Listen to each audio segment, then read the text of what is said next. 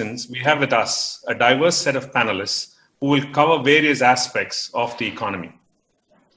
I'm sure many of you have heard about the recent McKinsey report on India. We have today Anu, who leads McKinsey's Global Institute in India and one of the authors of the report. Anu's research focuses on labor markets and skills, gender economics, economic growth, and applying technology to solve developmental challenges. She has co-authored several reports and is an active thought partner to businesses and government leaders. She's a regular speaker at global conferences of Clinton Global Initiative, Chatham House, and at World Economic Forum. She serves on the National Economic Council and is an advisor to the United Nations Women's 3D Program and the Niti Aayog's Women's Economic Empowerment. To provide an economist perspective, we have none other than our own Dr. V. Anantha Nageshwaran, a life member at CIC. As many of us know, Anant is a part-time member of the Prime Minister's Economic Advisory Council. With the doctoral degree from the University of Massachusetts, he has held responsibilities in Singapore Management University, Wealth Management Institute at Nanyang Technological University, and most recently was the Dean of IFMR Graduate School of Business at Korea University. He's on the board of several companies and has authored several books. To shed light on the banking sector, we have Mr. Deepak Gupta, Joint Managing Director of Kotak Mahindra Bank. He's also a part of the Group Management Council that drives Kotak Mahindra's growth charter. Deepak has been playing a key role in building various businesses for Kotak Mahindra and was responsible for setting up the retail business when KMFL became a bank. Deepak is an engineering graduate from IIT Varanasi and a postgraduate from IIM Ahmedabad. JB Singh, President and CEO of Interglobe, could not join us today and is nominated on his behalf Shwetang Singh. Shwetang is the Vice President, Asset Management and Development at Interglobe Hotels. In his recent role, he's responsible for both the development and asset management functions. He's also an integral part of the mergers and acquisitions team for asset managing Interglobe's international portfolio of hotels. He's here with us today to share insights on hotels, tourism, and travel industry. Finally, our moderator for the evening is Mr. TCA Srinivasa Raghavan. He's an economics and political analyst since 1980 for several newspapers. He has experience in academic research and has widely researched and written about the history of central banks. He's written 2 books and published extensively in newspapers and journals. TCA, over to you. Thank you. First of all, let me thank CIC for this opportunity to put together this excellent panel for discussing something that is at the top of all our minds, which is whether this recovery will sustain and for how long. I should also thank McKinsey and Anu for having put together a very comprehensive paper on what we can expect over the next, or what we should be doing in order to get to certain, benchmark stuff that the economy should be at, how policy needs to be tailored to achieve those numbers or targets, whatever. So I am not going to hold everybody up for very long. I just want to frame the issues in the following manner, which is that during and because of this pandemic, the labor market collapsed. And it's now reviving. But because the labor market collapsed, various other things also collapsed. Financial markets, collapse in the sense that they were functioning at far less efficiency and productivity than they should have been. Government finances, of course, collapsed. They're reviving. And there's the product market, which has already begun to revive. Now, with the labor market reviving and the product market showing major signs of recovery and government finances showing signs of recovery as a result, we are left with the engine oil, which is finance. One startling number that I came across was that India's credit to GDP ratio is 50. whereas for most other countries in a comparable sort of way is about 3 times as much, 3.5 times as much. Basically, it means that our banks don't lend enough. That doesn't mean there's not enough money available through non-banking sources. So I personally, my own belief is that the depth and sustainability of this recovery is going to depend on how much money is made available to those who produce things, services and goods, and how much money is made available to those who buy those goods. Now, 2 things have happened as a result of this pandemic, this lockdown. The number of jobs have shrunk, and many of them may not come back. And for the lucky fellows who were still employed, their salaries have been cut. They may or may not be restored to the old levels. So if you look at it as a P into Q, both have gone down. So P into Q, whatever it is going to be lower. And to restore it to a level which sustains this recovery is going to be the key policy challenge.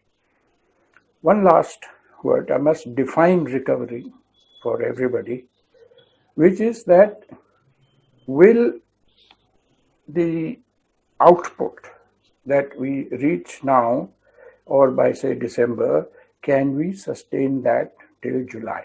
2 quarters, 30th June, let's say, to be very precise.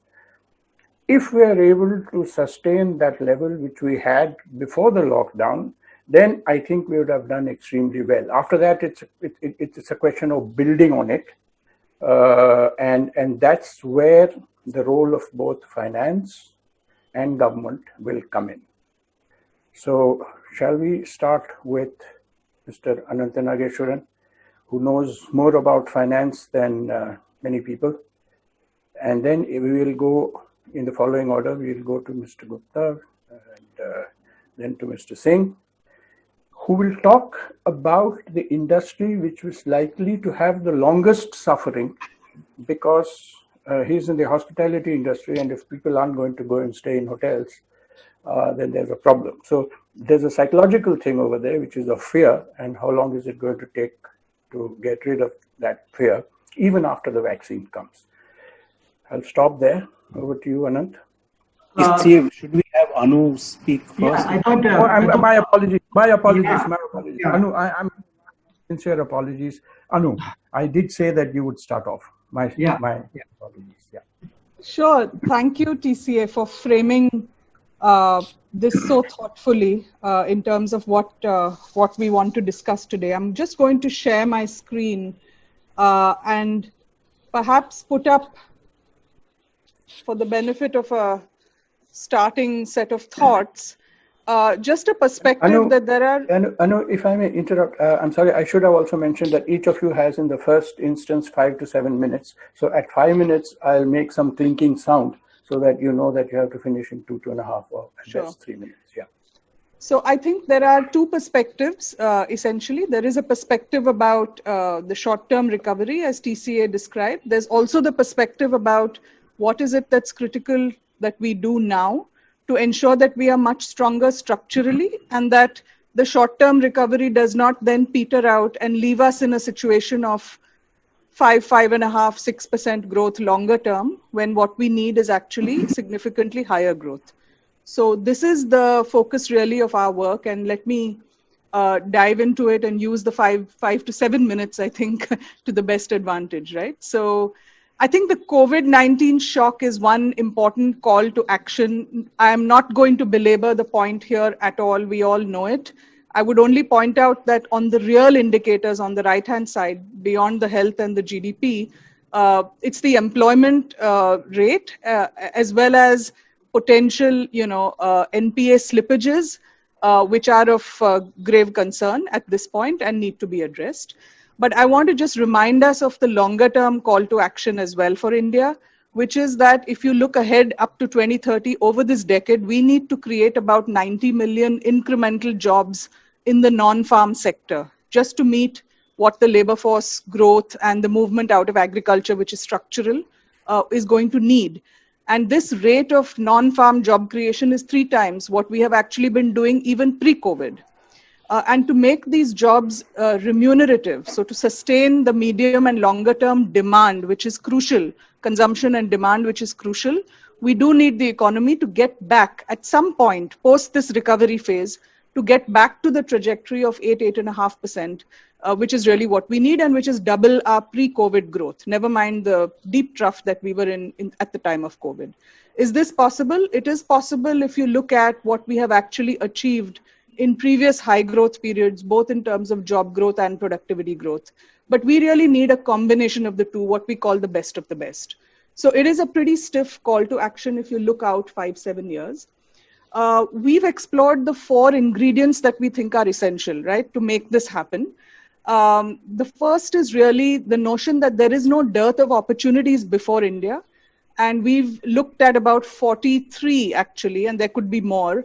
But frontier businesses, high productivity, high growth, big potential to create those jobs as well as raise incomes, $2.5 trillion of potential economic value. So this is really unleashing these is really one key element.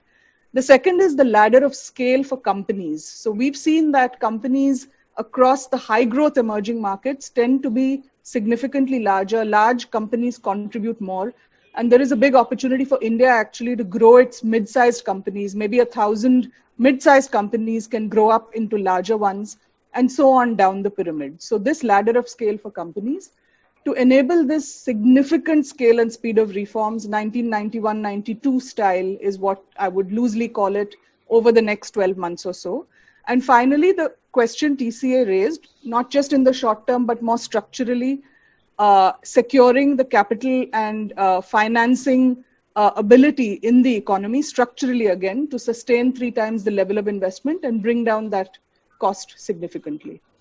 Let me show you this one quick page, which is a sort of snapshot of all the opportunities we really need to be putting our heads around and gaining advantage for India in. The first row is about being global hubs that can serve India in the world. There are the biggest, many known opportunities, the biggest delta or disruptive opportunity at this point is to build more manufacturing in India, perhaps the last decade in which we can actually do this. But it's a big opportunity of $450 billion of potential GDP, for example.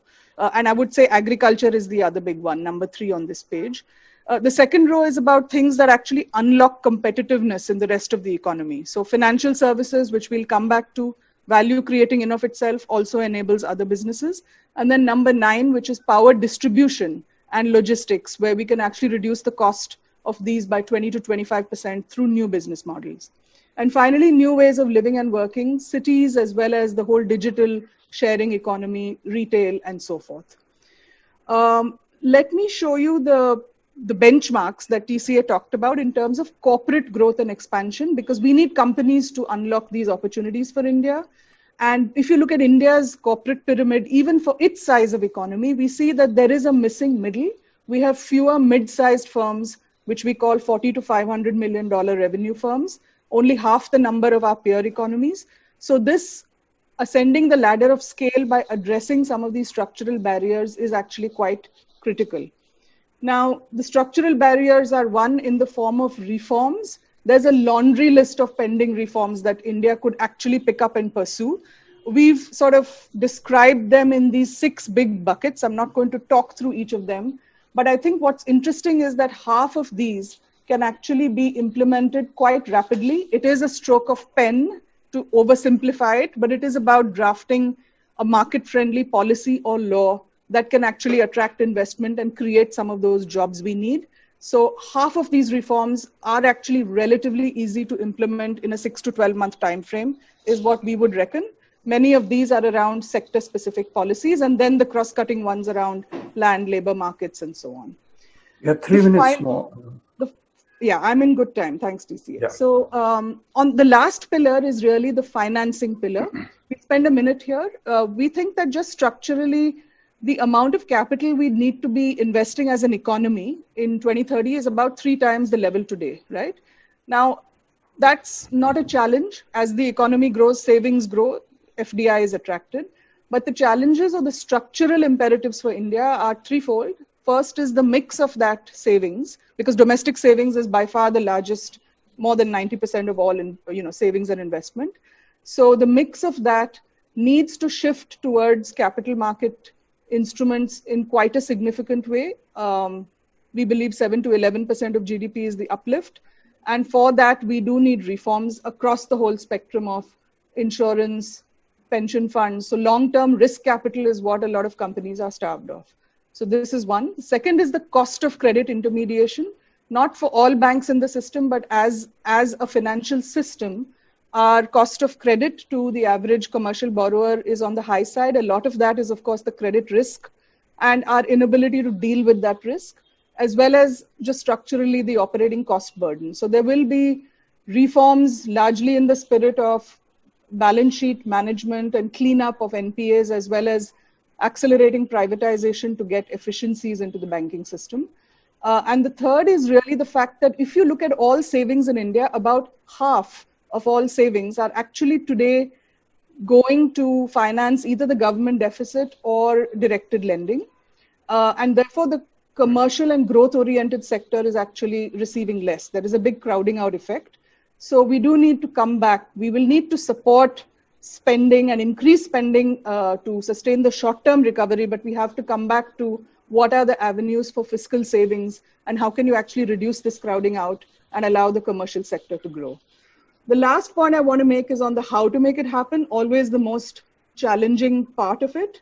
I've talked about the reform speed, so the rapid implementation, but 60% of what needs to be done is actually a state subject or needs to be done in the states. 40% is center-led.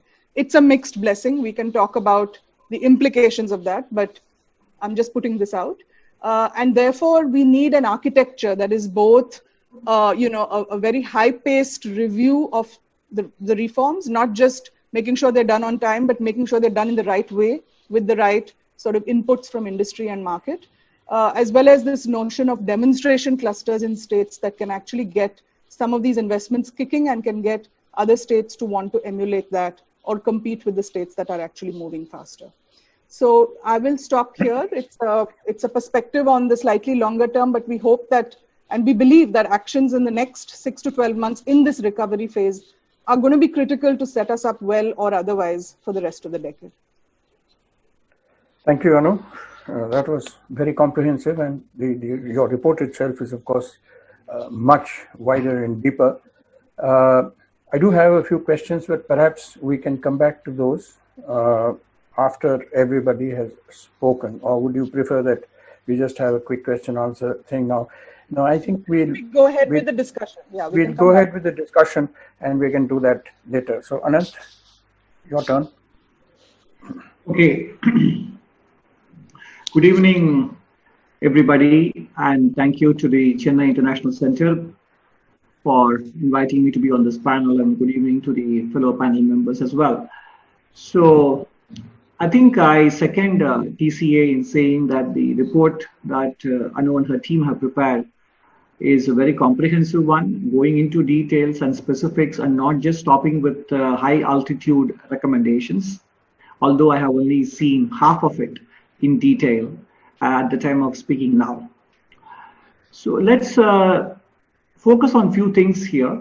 One is that we are speaking within a few days of the conclusion of the elections in the United States, which is not yet arrived at a decision on who will be the next president of the country on January 20th onwards, from January 20th onwards. The reason I mentioned that is, at the moment, if you look at the financial markets in the United States, in the last 4 or 5 days, the Dow Jones index, if you take that as an example, has gone up by more than 1% or even 2%, close to that, every day in the last few days.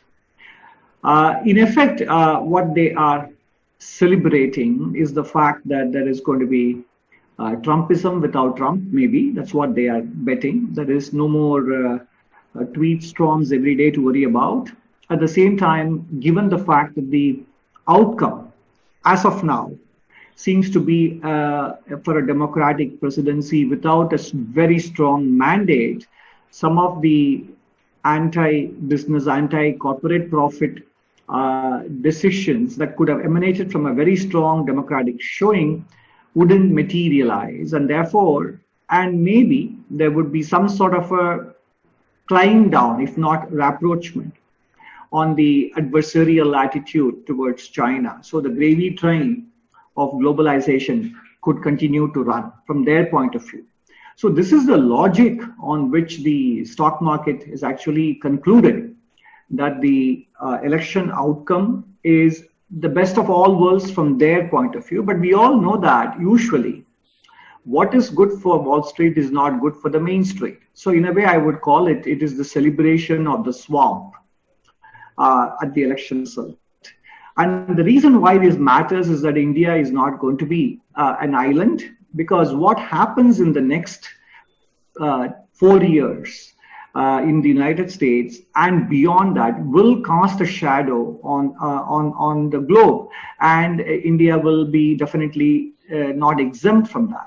Because if you look at the McKinsey report, they are saying that we need to grow at the rate of 8 to 8.5% per annum in real terms in order to sort of make a dent in the poverty, in the employment, in the formalization, etc. But let's remember that in the last 30 years after reforms, or even before that, a growth rate of 8 to 8.5% per annum, sustainable for over a decade, hasn't happened, even in the high growth years of 2003 to 2008.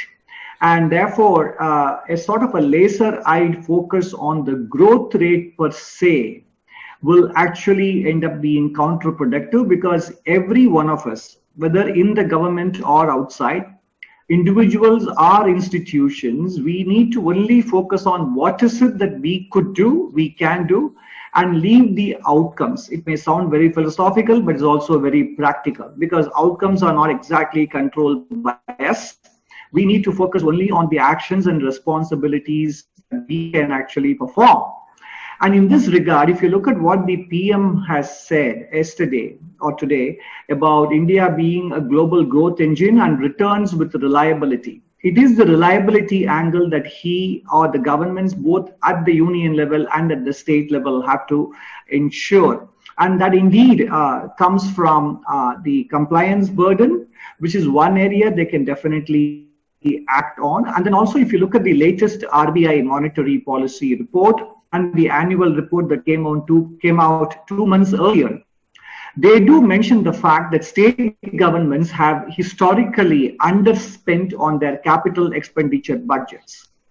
And therefore, and that partly is due to state capacity inadequacies. So the next thing that they need to focus on, besides removing compliance and regulatory and legal burdens on businesses, the second thing to focus is on building state capacity, administrative reforms. And third thing, and TCA will be wondering, I asked this guy to speak on finance, speaking on everything else. The real issue is on the banking sector, which clearly is suffering from the legacy issues of the previous lending boom, which happened between 2003 and 8 and resumed partially between 2009 and 12.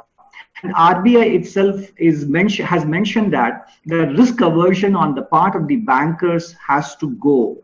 But the risk aversion will go only if the bankers are treated on par with the private sector. My IIM classmate Deepak Gupta can shed more light on that. But the public sector banks are subject to, in fact, paradoxically, a much higher level of scrutiny in terms of their lending decisions by the 3 Cs. So the implementation of the PJ Nayak Committee recommendations of 2015, I think brooks no delay.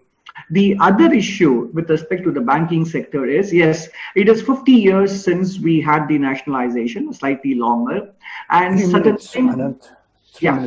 things are very context specific. I think the context in which nationalization took place has probably outgrown, has sort of outlived its utility, and therefore there is room for privatization of at least a few institutions to see how that works, and also the idea that there could be private sector banks on tap, licensing on tap, that needs to happen. Otherwise, the point that TCA made about credit intermediation to GDP ratio will take a long time to revive. So given that I have only 13 more seconds, I will stop here and maybe further remarks can be made as part of the discussion. Over to you, TCA. Thank you. Yeah, I just want to point out one thing in terms of what you said about growth and not focusing too much on outcomes and focusing instead on processes. India has had this peculiar history where every 10 years, roughly 8-10 years of growth has been followed by a deep slump for different reasons in the subsequent 10 years. That's right. This last 10 years that have gone by, we have seen the slump, and hopefully if the past trend continues, we will see a revival. I hope you're right. But that is going to depend very much on people like Deepak Gupta who have to fund it. So Mr. Gupta, go ahead and fund an 8% growth. So TCA, since you mentioned, credit to GDP at 50% and Anand talked about, risk aversion, I must make a starting comment that, as bankers, we have two broad customer segments and we need to respect both those customer segments. The borrower is only one customer segment that bankers serve. There is a very important customer who we normally tend to forget, which is the saver, the depositor. And at the end of the day, a bank's responsibility is not only to service the borrower, but also to ensure that the saver's money is safe. Really, So we must always keep that at the back of our mind. We normally tend to forget the poor saver. But having said that, I think when I look at the more near and immediate term, rather than what Anu talked about, the longish term, I think one would say that in general, it is looking better, getting better. But I think we still can't announce victory. Victory is still some distant away. And whether what we see today remains for 3 more months or 6 more months, like you mentioned, really, is something which we still have to see. There are views that a lot of what we see in terms of reasonable back to normalcy at this point of time, is it bunching of pent-up demand, or it is probably the festival season which is responsible for this? I think we'll have to wait it for some more time before we can say, hey, it's victory and we are back to reasonable normalcy all over again. When you look at it from a banker's perspective, the dilemma at this point is, paradoxical. Do you chase growth at this point of time, or do you worry about delinquencies which have built up over the past 6 months? And it's not an easy answer, because there is a lot which we have to go back to customers to get back. And there is a potential growth opportunity which is building up, which we have to service. And generally, being conservative people, generally I said, you normally tend to veer towards recovery in the short run rather than growth in the short to medium run. And that's what you will find a lot of bankers veering towards, really. But, when you look at financial services and help to the economy over the last 6 months, I think a lot has been done, both from a monetary point of view and from a fiscal policy point of view. Monetary point of view, all the liquidity measures that we talked about, all the moratoriums which we talk about, all the restructuring which is going to go over the next 2 months, all of these are good, really. Even from the fiscal point of view, people can say this is good, not so good, could have been better. But I can tell you, the ECLGS scheme, which is directed towards SME, has helped that sector phenomenally. Yeah, we normally look at either big corporates or we look at retail consumers. We normally try and forget the SME sector or the unorganized sector. But that's the sector which has really got beaten and bruised in these 6 months. A lot of the job losses we talk of, yes, the job losses in the organized sector may not have been so very, pronounced really. But when you look at the corner chaiwala or the corner panwala, those are the places where jobs have really gone really. And they're not going to come back very quickly. So helping that SME sector has been of immense benefit, I think, over a period of time, and we will realize that. But the unfortunate piece is, though the government has said, hey, this is a sector which I'm guaranteeing, not too many people have opted for it, really. Not more than 50% have opted for it. So at the SME end, there is still a reasonable amount of apprehension and worry whether the economy will come back to normal quickly enough, and what am I going to do with this incremental money which is coming my way, apart from just repaying some of the debts which really have got on. But I think the financial service sector, at the end of the day, can play a very important role in coming back to normal quickly enough, really. And it's basically about leverage. You can use various means to reach out to people. A lot of supply side measures have been done. Demand side measures still need to be done. Hell of a lot of them. You ultimately want each of us to go out there and spend money. So money must come in my hands directly before we can spend out there.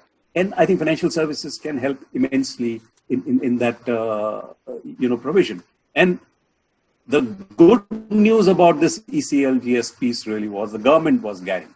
So it was basically taking the burden off the financial system. The financial system didn't have to worry about it. I think what is required to be done is a lot, something similar, of helping that sector. Remember, in our economy, there were some sectors which were kaput or in trouble even before COVID. Those really got aggravated. But a lot of the measures which went towards or were directed towards segments which really got bruised in COVID. The segments which were in trouble beforehand actually just got into more trouble. So a reasonable amount of deliverance of finance or related benefits need to also go towards getting some of these segments back again. Anu mentioned about construction segment being a very large job creator. That's a segment which was in trouble before. So if you're not going to help that segment during COVID times because it was in trouble beforehand, how are you going to create those jobs going forward? All of these are things which we really need to think of. Really. However, while we need to push the finance sector to deliver a lot more credit, we must remember that at the end of the day, the financial services piece is a highly leveraged piece. We operate on weights and margins. And like I started off by saying, there is a 50% customer segment, which is, the saver, which we also have to worry about. So yes, nudge the financial sector. Don't push it too much. At the end of the day, it is leveraged business. You don't want to jeopardize an entire system in your hope to get the economy back to normal. I'll end with that and let Shwetank cover his portion. Thank you, Deepak. Just an observation that spending money, yes, of course, people need to spend money for the economy to revive. The problem is you can have spending of two types. You can spend money that you have earned and you can spend money that you have not earned. And in the last Manmohan Singh UPA boom, a large part of it came from the rural areas, from people who had not earned the money. Back of the envelope calculation that Kasturi Venugopal and I had done back in 2009 after the Congress managed to win more seats than it had in 2004. The government, UPA government had pumped in something like 6 lakh crores into the rural sector. So this is going to be a problem, and it's going to be a banking problem because you're going to give money to people who don't have money to repay you perhaps. And it always ends up with various kinds of political problems which we've seen. So I'll leave it at that, just flagging the issue and going on now to the sector that has suffered the most, which has the highest employment multiplier, which doesn't require too much investment, scaled up chai shops, if you like, with air conditioning. Shwetank, tell us, how do you see the future? How bleak is it?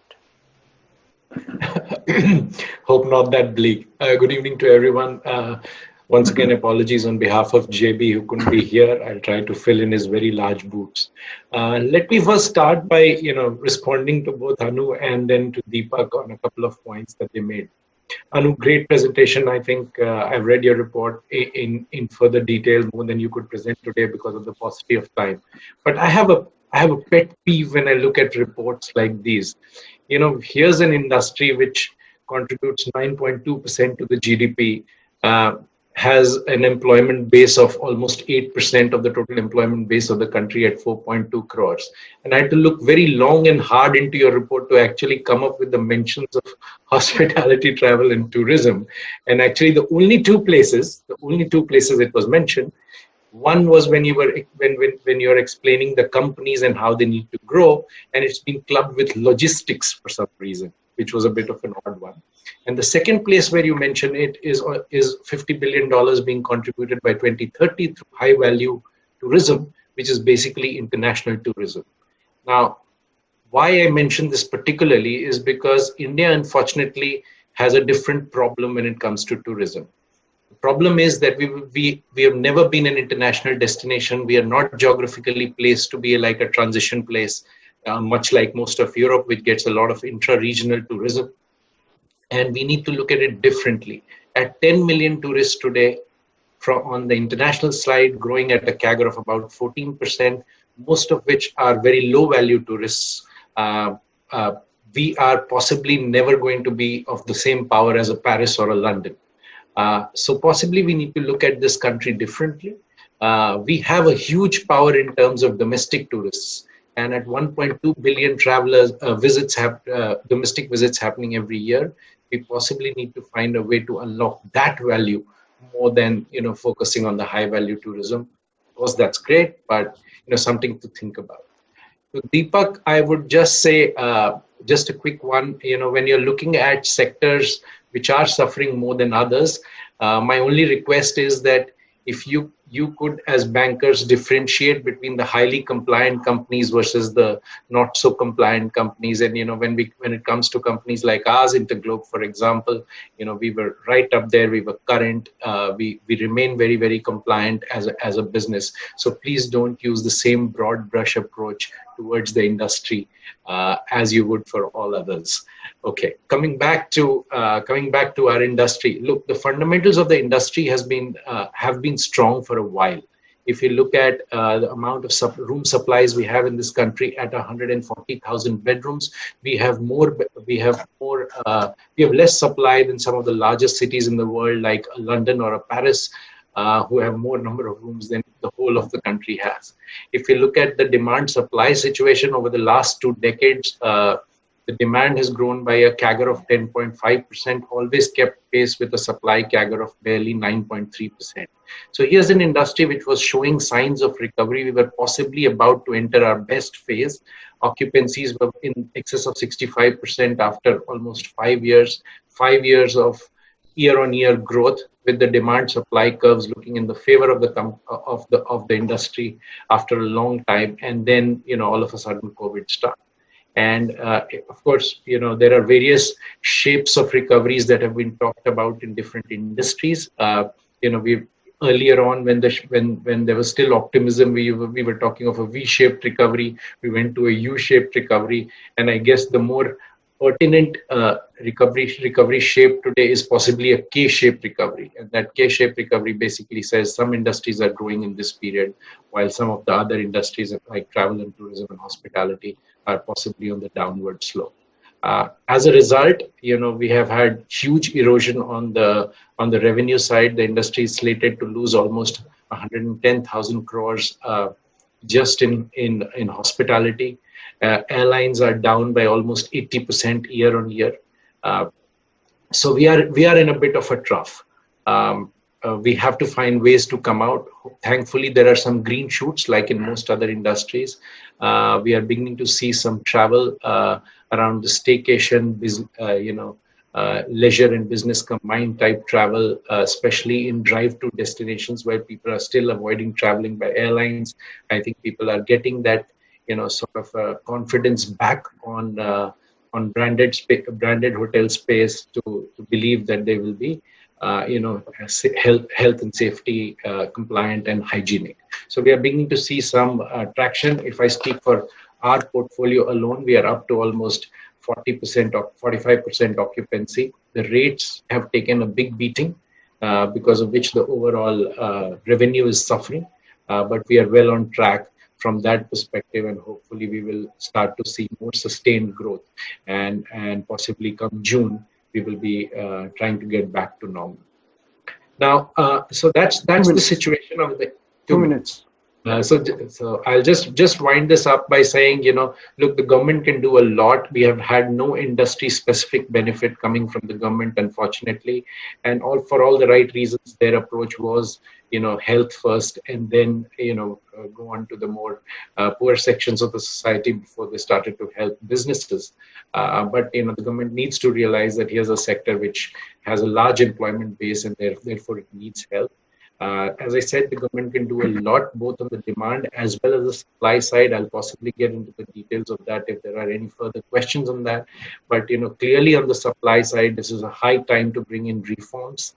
The industry suffers, especially as greenfield developers as we are. The industry suffers nearly 25 to 30% inefficiency because of some really archaic laws around licensing, bylaws, parking norms, etc., etc. GST, we don't get GST input credit on immovable property and things like that. So, we have done the maths. It's about 25 to 30% inefficiency, just because that can be corrected by a stroke of a pen, as Anu earlier said. On the demand side also, the government can do a lot. Here's a time when we are pitching India as a country to become a hub for manufacturing hubs, as you mentioned, Anu.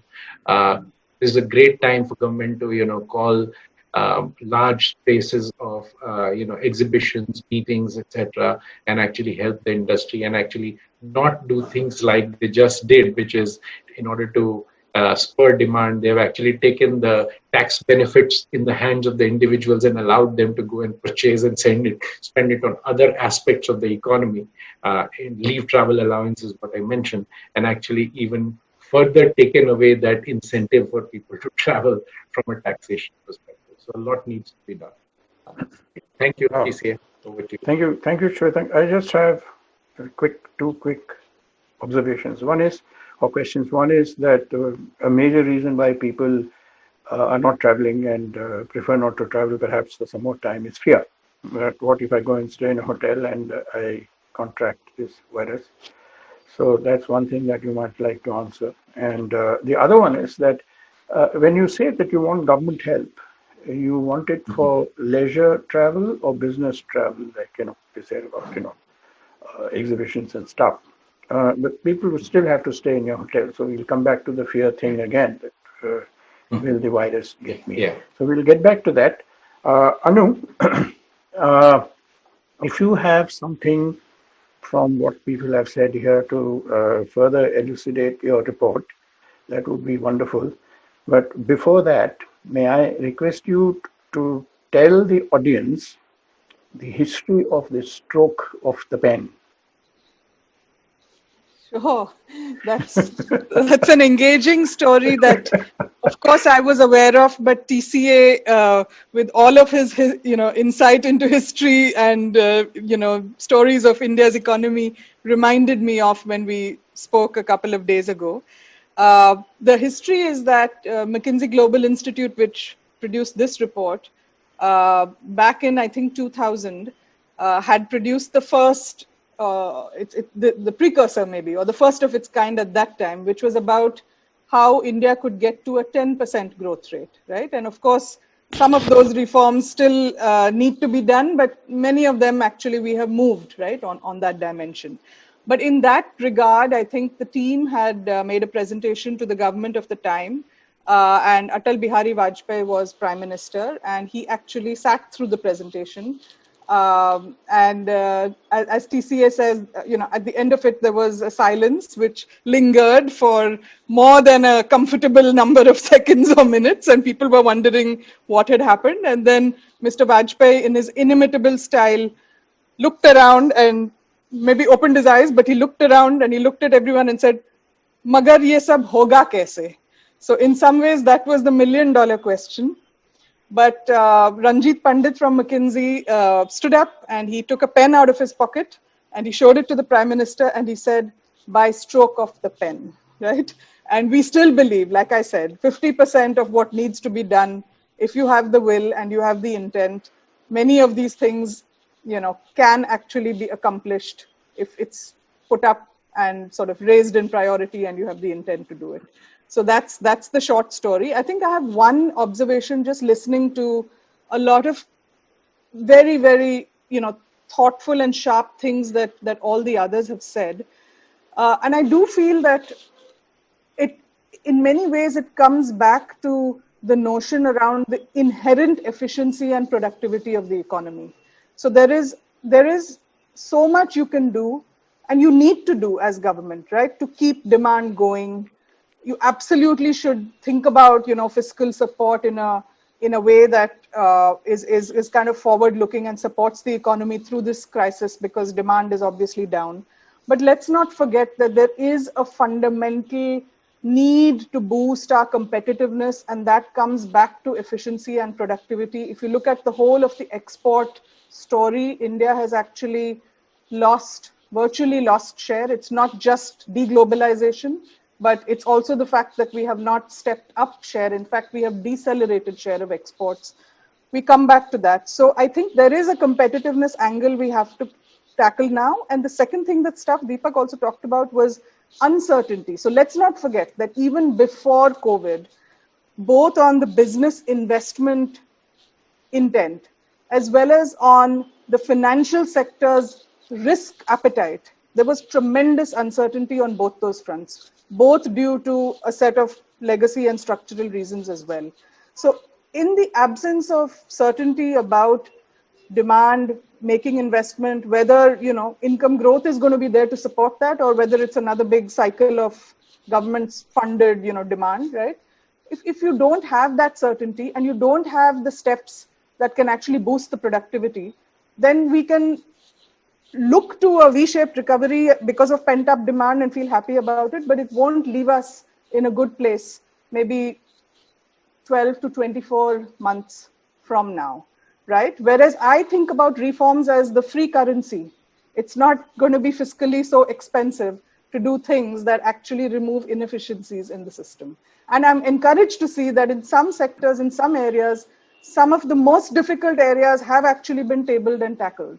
And I would put agricultural reforms as one of them. If I had to put my money on what the government could do, it may not have been that sector that I would have picked from a political expediency point of view. But when there's a conviction that it's a win-win for stakeholders, the government's done it, right? So reforms of this nature are free currency. You can print as much as you want, and you can actually change the sentiment around uncertainty, and you can address the inherent problem of stagnating productivity, which Indian business is really capable of breaching that productivity barrier, but it needs to be helped a little along the way. How do you define productivity in this context?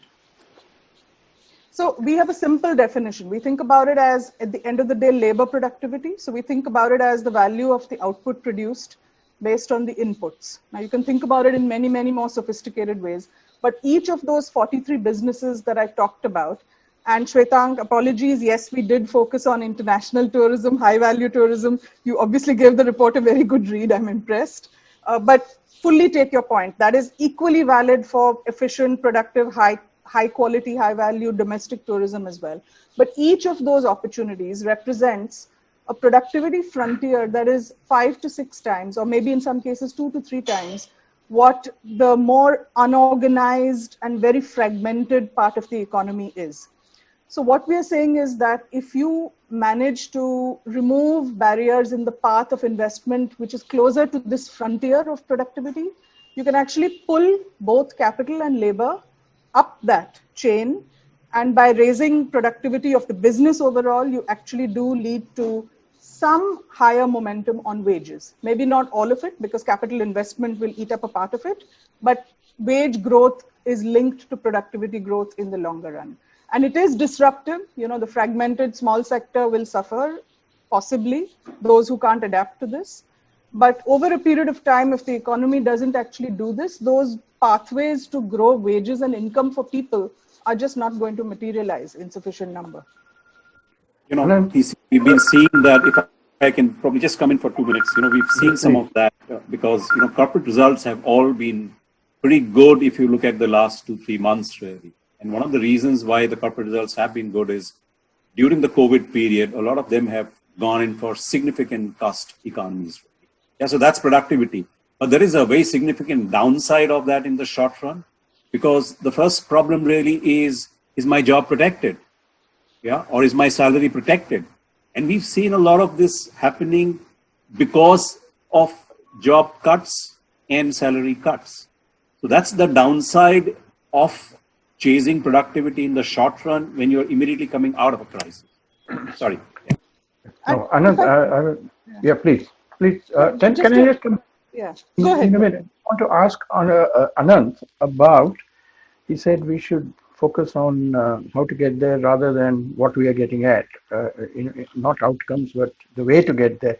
Can you list 3 things that they can do in the next budget, because that's the big event, that's the point where they'll do something, which will make it possible for the growth that we are seeing now to sustain through the next financial year?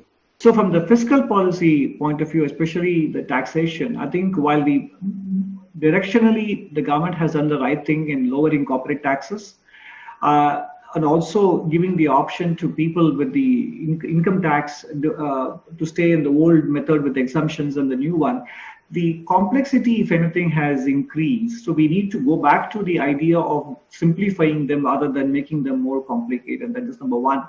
And number two, of course, hopefully by 2022, the GST 14% compensation cess issue will go out of the way, and to whatever extent it is required to maintain the cess to make sure that the past arrears of the compensation is paid, it will be there.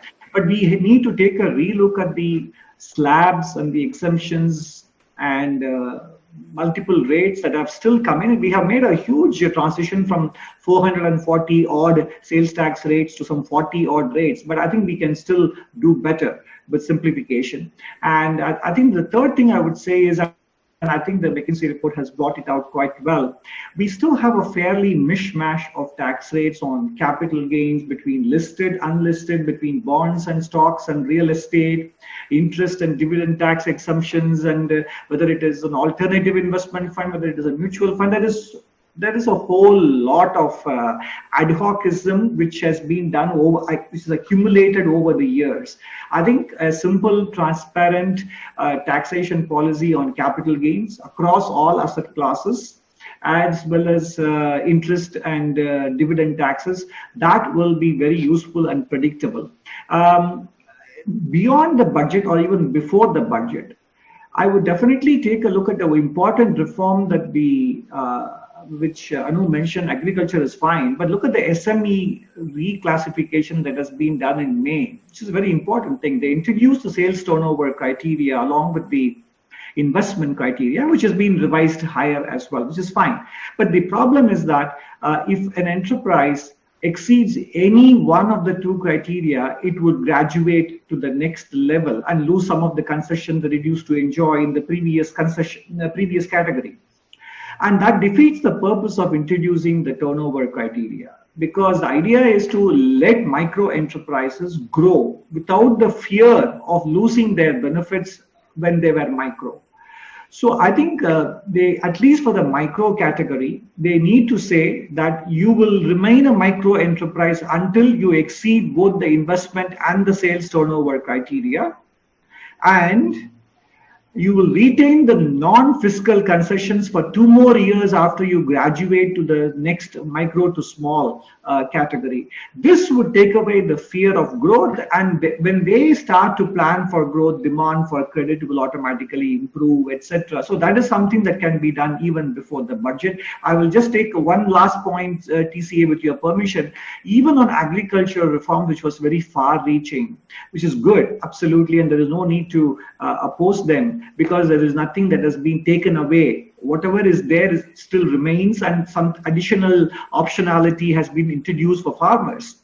But recourse to imports or export bans need to be stopped, because that is what undermines the idea of expanding farmers' choices and taking advantage of the international terms of trade or even short-run demand-supply conditions. Otherwise, it defeats the purpose of liberating the farmer. So these are all things which don't have to necessarily wait for the budget. Thank you. Over to you. But just one remark on that it's a huge mistake to focus on the farmer. That's a political thing. You have to focus on the farming sector, which is an economic thing. But Deepak, I want to go back to that question that I asked earlier. How are you going to make people spend? Knowing that some of them, if you lend them money or give them credit, may not pay it back. It seems to be a huge problem, not just at the corporate level, chaps running off with public sector banks' money, but also huge delinquency amongst consumers. So what's the plan for the next 6 months? In the short run, I would run with that risk, of giving money directly in the hand of the consumer, and making him or her spend the money, with the concomitant risk that some of them may not pay back. And when you look at credit markets, particularly the consumer retail side, I broadly divide it into 3 broad categories of customers. 75% of your customers are willing and able. They will always pay back once they borrow some money. 5% of your customers are neither willing nor they have the ability. Those are the so-called traditional NPA categories. They will always give you trouble. It's the middle fence-sitting category, which is the 20%. They may be willing, but probably not able. When you give money in their hands, along with others, yes, maybe out of those 20, maybe some amount will not come back. And that's why, the government guarantee scheme was such a beautiful one to take care of the bankers, apprehension towards lending. Some of them will not come back. But when the government takes the risk, A, it does not impact the fisc immediately. So that's a good one. Right? B, it coaxes and nudges the banker to go out and say, hey, take some money. Otherwise, I'm sort of more worried about collecting what will go bad rather than worried about giving money into the hands of the customer. And mind you, the banking system is a classic way of giving money in the hands of the customer. At the end of the day, it is leverage. You just have to guarantee 100 and you can go out and give 500. But the other related question to this is all this stuff that we've been seeing about banks leaving their money with the Reserve Bank. And do you see... It's bound to happen. But do you see any way out of that?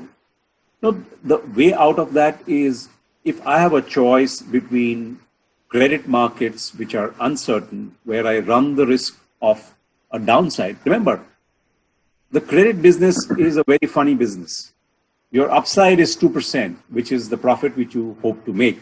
The downside is 100% because you can end up losing your entire principal. So your odds are pretty heavily staked against a credit loss. But if someone can guarantee some of that, then it's an easier decision, at least to start the nudging process. Otherwise, normally I will graduate towards saying, hey, let me wait for markets to stabilize. It's safer to lend to the Reserve Bank of India. Except that the government has been guaranteeing, giving that kind of a guarantee to public sector banks who don't do very much consumer lending. But we'll come back to that. Shwetank, I get back to the question I asked. What sort of support do you want from the government? Is it to prop up your balance sheets, or is it to get people into your rooms? What kind of people, and what are the means? Leisure travel or business travel, and exhibitions and so on? What in the next 6 months? It's a great question, TC, and we've been writing quite a few white papers on this and actually trying to speak to the government through various forums and various bodies. We went through the worst, and at the worst point, what was really needed was some form of direct benefits in the hands of the employees, because businesses, in order to survive, were getting rid of people, especially the contractual staff. They were the first ones to suffer. Most businesses tried to hold on to their leadership talent so that they didn't have the difficulty of bringing them back later. But contractual staff really suffered at that time. And if you look at internationally, and we have hotels in Europe and in Australia, almost everywhere there was a very clear furlough scheme launched by the government, where any employee that you would lay off, as long as a business you would say this is temporary, for the next 3 to 6 months, depending on various jurisdictions, the government would pay up to 80% or 90% of the salaries directly into the banks.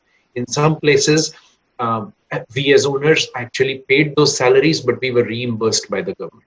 At that stage, which was the sheer survival stage for us, that scheme would have been great. Look, but that time is past. The government decided, as I said, for all the right reasons, to not give a direct benefit to a sector at that point in time. Now, basically, we are looking at some form of a revival stage. And at the revival stage, I think the government can do a lot, especially to prop up demand. And the demand, as I said, can come from two places that the government can help us with.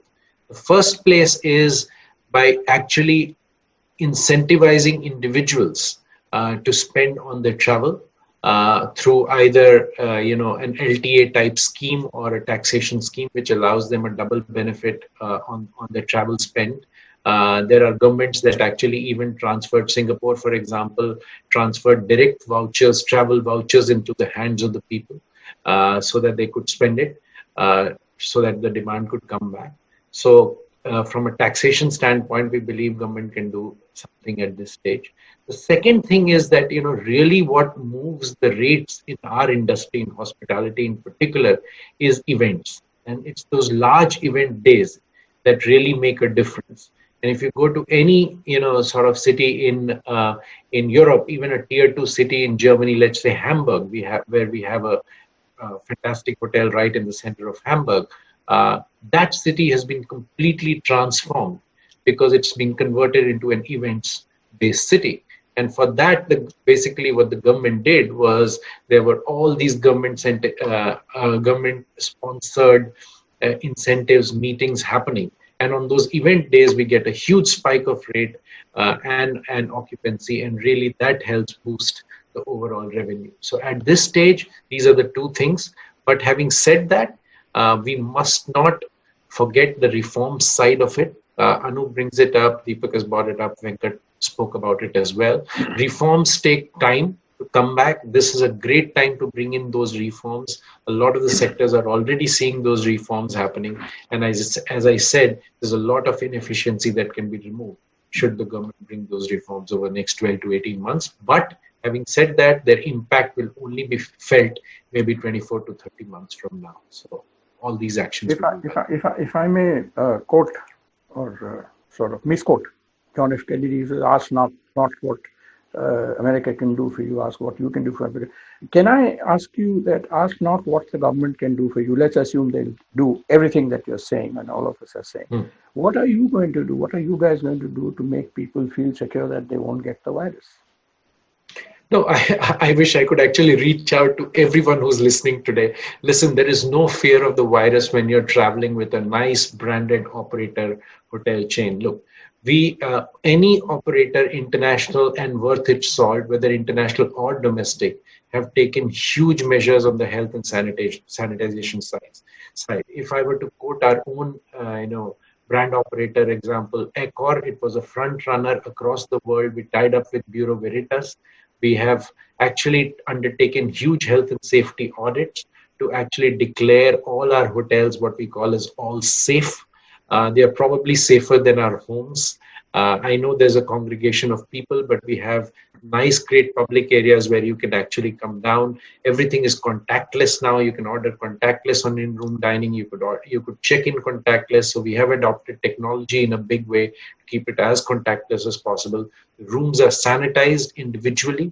It can be done in front of you if you'd like, or it's anyways done as a process. So let me tell you, actually, it's very safe. And there are now safe, studies which are telling you that even on an airline when you're traveling, it's actually pretty safe. There are several studies that are coming out which say your chance of contracting the virus on an airline is pretty low. So I would say it's very safe. We've done. Sorry. Air conditioning. There's a huge fear that air conditioning is a problem, and in India, everything is air conditioned. Has to be air conditioned if you want to be comfortable. So, what would you tell the audience here? I think we have about 75 people. What would you tell them? That look, it's safe. The air conditioning is safe. Look, that was right at the beginning when we didn't really understand this virus very well. I think there are enough studies out there which tell you that air conditioning is not a way of transference of this virus. I think those are completely unfounded. Also, let me tell you something that people don't understand is that actually the air that you experience in your room is the same air that stays there, and even though fresh air mixes with it, it's completely fresh air. So there is no intermingling of air, at least within room to room.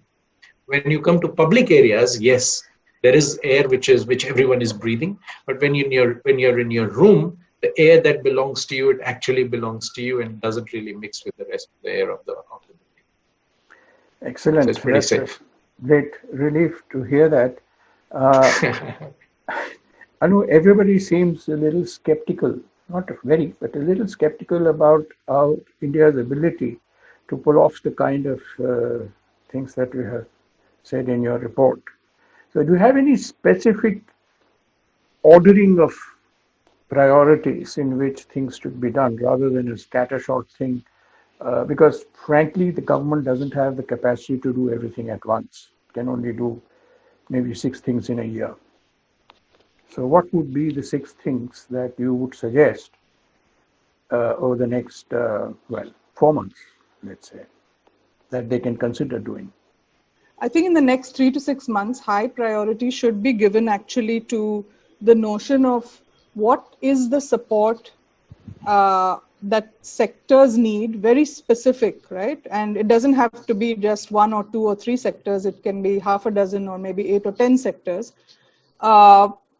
What sort of support do they need in the process of both boosting demand or stabilizing demand in the current scenario, but also with a view to saying, how can this sector really achieve its potential going forward?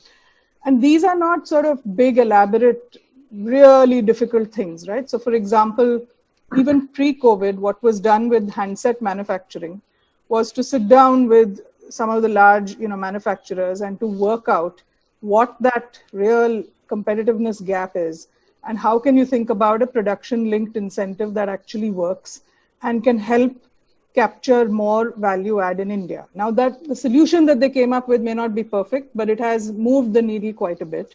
Some efforts are being made to do similar work in, let's say, pharma API. Obviously, there were a set of other considerations that spurred a lot of quick action on that front. Again, that's work in progress. But I would argue that there are 8 or 10 such sectors which are crucial to the economy, particularly from a jobs perspective. Because unless and until you actually see the job engine, remember we've had flat net employment growth for, the 4 or 5 year period, even pre-COVID, right? For different reasons. So we need to turbocharge the rate at which people can find work and earn income and feel confident then to repay loans that they take, consumer loans or housing loans or whatever they're taking, right? For that to work, I think there are a set of different things. It may be production-linked incentives. It may be travel vouchers in the case of Shwetank's industry. It may be other sort of either supply or demand side incentives, which is a way of thinking about how do I use even my fiscal space, right, in a way that it actually helps secure a sector to attract more investment and create those jobs going forward. So even if you don't, I mean, I would love for some of those big chunky reform areas to get picked up. I think some steps have been taken on labor and more should be done to actually create a new deal for labor. One of the big lacuna in India's infrastructure and the way we think about our labor markets is we were not able to do furlough and other schemes because of high informality and because you just don't know who's employed where and how do you know that the money is actually going to somebody who will get back on someone's payroll. And that was the reason why direct transfers were only distributed through the traditional government channels, so the traditional segment, but not to this segment. So that's a big, big lacunae in our labor market infrastructure, I would say, and we should build that. So there are many such important fundamental reforms, but I would say even if you pick like 10 sectors and figure out what they needed, right? Pick the ones which have high job creation multipliers. And it's not going to be hard to come out with a package and to be clear-headed, to say this is not about SOPs we are offering industry, but this is pretty critical to getting jobs back on track going forward. Anant, there are two strands here. Some is fiscal and some is monetary. And the drivers of fiscal and monetary policy are very different. And if we are in the kind of situation where we are at now, where interest rates are pretty low, so the monetary thing is working perhaps in the way that it should, it's the fiscal thing that's out of whack. Now, if the fiscal thing is out of whack, it means that the government is going to borrow more, which puts the monetary thing out of whack again. So how do you balance the kind of stimuli that Anu and Shwetank are talking about in a way that the banks are able to take full advantage of it? Because at the moment there is a, what you might call a disjunct between these three broad policy areas. And since you have worked a lot on this kind of thing, perhaps you can tell us. No, I think the banks that have parked their funds with the central bank, and to the extent that fiscal stimulus does happen, and provided the regulations do help them, and RBI has helped them quite a bit to, with its new guidelines on priority sector lending and also on the held to maturity classification, etc. They have encouraged and nudged them towards subscribing to these bond issuers, either by the states or by the union government. So clearly, I think given that the private sector borrowers and banks are risk averse, then the central bank has taken the steps it needs to in order to nudge some of these funds parked with the central bank towards fiscal stimulus. So the question is now up to the states and the union government to actually make sure that their borrowing commitments, they have leeway. In fact, states have more leeway. And as the McKinsey report points out, also we know that up to between 60% and 2/3 of capex happen at the state level. So I think states do have their already sanctioned borrowing limits unutilized, and they need to find the ways to sort of commit to the capex. So I would say right now, the onus of carrying forward with aggregate demand growth now shifts back to the government or fiscal policy rather than monetary policy. And within the realm of the government, it is more, in my opinion, with the state governments than with the union government. And three, if at all there is a room for monetary policy, it is more from the regulatory side in order to make sure that the surplus liquidity available with the banks is able to be channeled towards funding the additional fiscal spending of the state governments. Okay. Anu, I have a question for you from Mr. Shivaraman, R. Shivaraman, who used to be Revenue Secretary. He says that in your report you've said that the cost of land should be reduced by 25%. And he also says that reducing stamp duty and registration is one way of doing that. But by how much should they be reduced? Would you like to answer him, please? Yeah, I don't think It's a combination of different measures. We were really looking at, so we started with a set of benchmarks that suggested that land cost in many of our large cities was, I think, 30 to 40% more.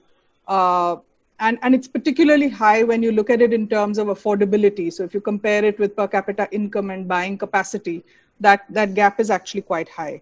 So a set of measures could potentially reduce that land cost by 20 to 25% was our sense. That comprises of a bunch of things. Reducing registration and stamp duties is one of them. I'm pretty sure the amount that's required will vary by state. So that's not something we can give one number to. But I think it's important to think about that, and important to think about that in the context of a parallel set of measures. Like, what if I were a real estate developer and you tell me that the reform is to reduce land cost, alarm bells start ringing because I'm already sitting on inventory of either built up property yet to sell or a land bank. What does it really mean for all those assets? So I think one of the things is to actually think through, how can you combine this with a spurt in like utilization of that land in the form of, let's say, housing or affordable housing, which is anyway a big stated priority. And with COVID now, people do want kind of their own space and so on and so forth. So can you come up with a package that actually brings that land and puts together a package that can actually monetize the value of that land, so that it's not just reducing land cost, but actually resulting in removing all the barriers that then convert that land into the final product and create all those jobs along the way. You see, if I may come in for a minute, Please. My apologies, because so the other way, really the most powerful way, in my view, of actually reducing this cost is look at the utilization of the land. And currently, if you compare the buildability, what we call as floor space index, the buildability on any land parcel is probably one of the most poor numbers across the world. I mean, in New York, you can possibly do 13 to 15 FSI on the same land parcel. So if you have 1,000 square meter land, you can build up to 13,000 square meters. In India, that average would be anywhere between 1.5 to 2 times, which is up to 2,000 square meters. So already you are putting the whole land utilization at a disadvantage. Now, there are states in India, Maharashtra, for example, who would allow you a very low base buildability on a land, and then you have to keep paying on top of that to get extra utilization loaded onto that land. Now, they do it under the pretext that it is lower than the cost of the original land. But, you can actually pay in Maharashtra up to 60% of the value of the land to BMC alone to get that buildability up to where, the full utilization should be. And then on top of that, we have issues like, you have to give them the space for the fire tender movement, etc. I mean, across the world, you build on curbs. The hotels are built on curbs, buildings are built on curbs because, the roads can allow the movement of the fire tender, what we call as setbacks in India. Every land plot needs a setback in India. So that reduces the utilization even more. So actually, even without, dropping the price of the land, you can make the cost so much cheaper with, once again, a stroke of a pen by allowing that buildability to be much higher. Great. Thank you. This part of it hadn't really registered with most people, I think. Deepak, I'm going to ask you a very uncomfortable question. This really comes out of Anand's reference to the PJ Naik report, which was, I think, about privatizing these banks. Now, tell me, which are the most viable public sector banks other than the State Bank of India? Who would buy these things, and under what sort of conditions, with or without the employees and so on? Well, if you look at from either a private sector banker who would want to buy another bank, or maybe even a new entrant into banking who would want to buy a bank, I think the primary driver why one would look at a public sector bank is the customer base. So that's the biggest attraction.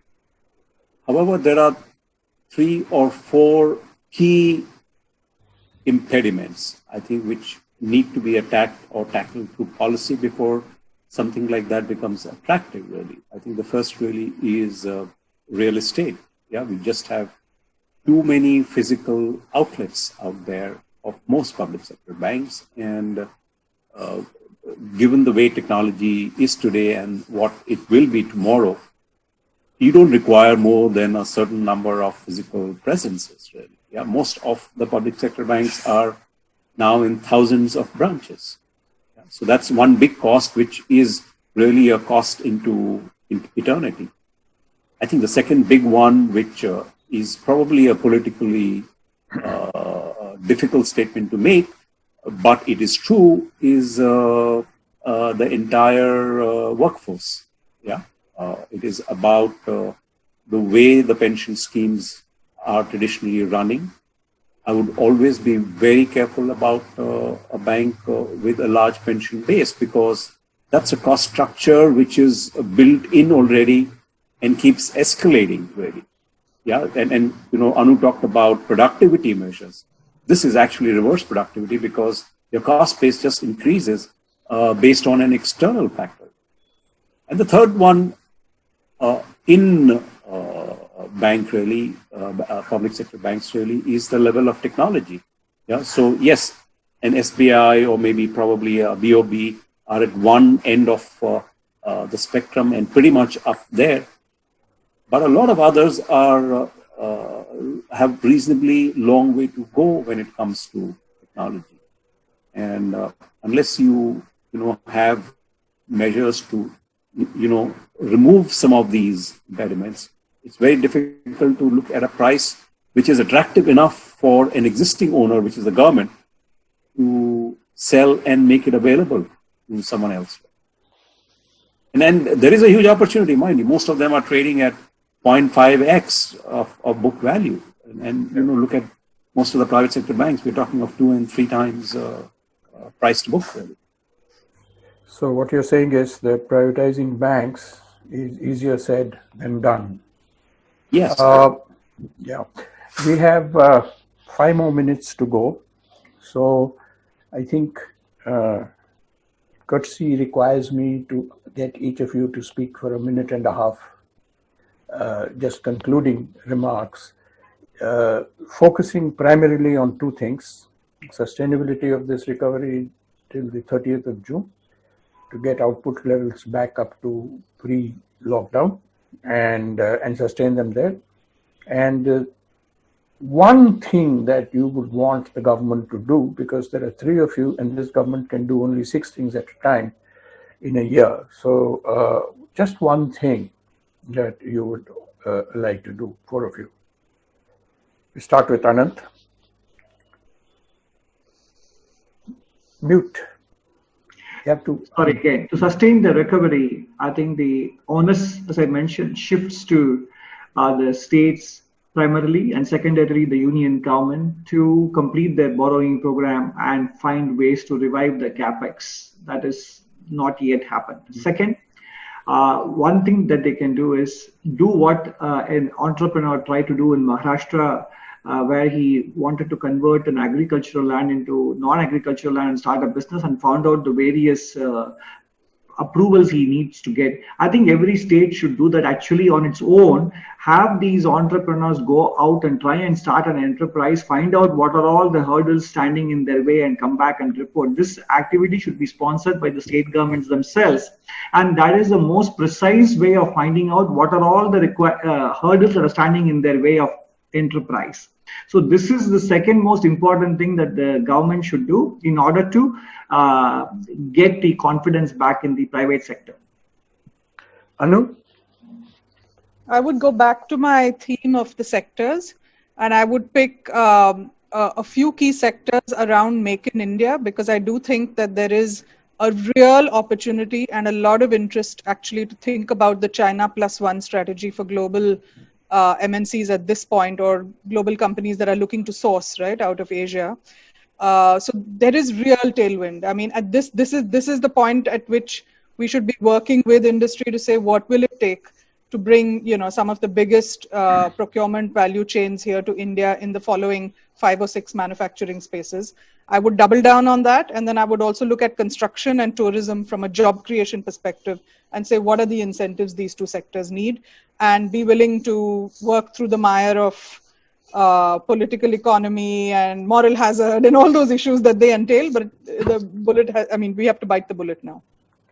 That's the first one to say, use that term tailwind. Having learned to fly at some point in my youth, I can say this, that it's very good. A tailwind is very good when you're flying. It's very hard to land in a tailwind. So I think we have a tailwind, we don't know how to get the plane down. Deepak, just one thing. What's the one thing that you want this government to do? The first one, very simple one, is patience. It's happening. Yeah, we are there. Let's just have patience. It will happen. But I think the simple thing which can be done really is, you know, just simply 2 sectors, real estate and automobile related. Yeah. And we've seen that. And, you know, Shwetank started talking about it. Maharashtra, the sheer fact that 5% stamp duty has come down to 2%, has seen such a surge in real estate demand. And I'm not talking about property which is constructed, property which is at land level. We've seen such a surge in demand in the last 2 months. Yeah, we just have to replicate it at other places. That's and the state government level. Automobile consumption in automobile. If we can push, see, because the chain effect that is phenomenal. I think in the short run, these two can really kick consumption. Great. I've done my bit. I bought a new car yesterday.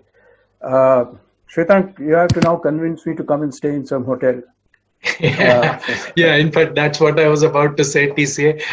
First of all, I'm thankful I actually got Anu to mention tourism in her top 2 demands. So I have one convertee at least. So I must have done something right. In fact, I would use my time not to actually speak to the government. I would use my time to speak to all of you as consumers, as well as everybody who's listening today. Hotels are safe. We are a very, very safe business. Get out there. You are all stuck up in your homes for last 8-9 months. Get out, use this time, you know, find some space for yourself, enjoy your time, and do travel. It's very, very safe. Please come to us. We'll still wait for the vaccine though. Look, that's the problem we have, right? Okay, folks, and you, we are exactly at 7 o'clock. So I would like to thank all of you. Thank everybody who tuned in to listen to this. I hope they enjoyed it. Thank CIC for asking me to moderate this. Thank Mr. Kasturi Venugopal, who has one of the sharpest economic and commercial brains in the country, but always likes to hide his light under a bushel. I worked with him for 5 years, so I know. And there's Vanita, I think, to do the honors. Yeah. Okay. Thank you very much indeed. Thank you. Thank you. Thanks for CIC, and thanks to all the panelists who have joined today. Truly, I think what came out was the practical wisdom from each one of you. So thank you so much for taking out the time and doing this for CIC. And many thanks to Shankar of CAMS and Ramesh Mangaleshwaran of McKinsey for proposing this program. It came, as different ideas, and it just evolved the way it came out today. So thanks everyone. Good evening, and we'll meet again soon for the next session. Many thanks. Good night. Thank you. Bye.